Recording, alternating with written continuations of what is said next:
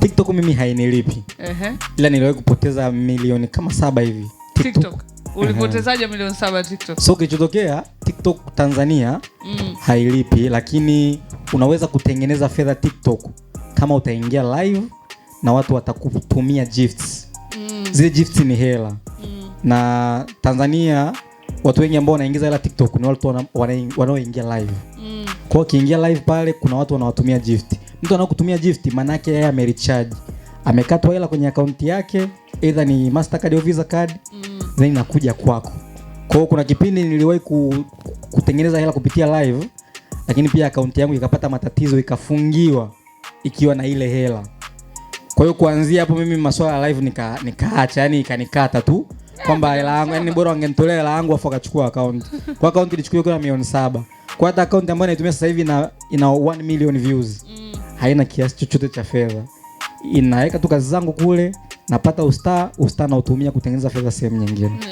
Okay. Lakini kwa maana ya platform yenyewe kulipa hailipi.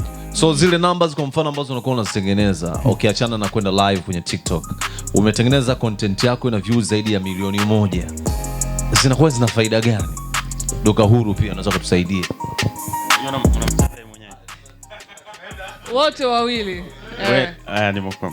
Viewers numbers zinavyokuwa kubwa ni unatengeneza biashara. Yaani unajua ile engagement, kuna mtu hajui namna ya kuimonetize, lakini ile engagement ni hela. Ndio maana wanasema hata kama unauza meza, kabla meza biashara haijafanyika, wewe mwenyewe kuwa na biashara. Hebu jiulize swali, hata anayesikiliza sasa hivi, toa bidhaa unayouza, wewe ni wa shilingi ngapi? Justification ya wewe value yako ndio inafanya hichi bidhaa inaongeza value. Wewe ukisema mimi nauza mashati ya uziki, bro, watu wanakuangalia unaona ufanana na hiyo hela John Jack.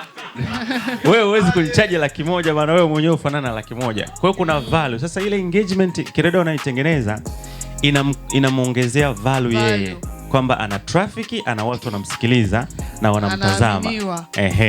Kwa hiyo yeye akikufuata kitokea tu akikwambia kadiria utanilipa shilingi ngapi, unaanza mkuu wa mamilioni bwana. Yaani wewe mwenyewe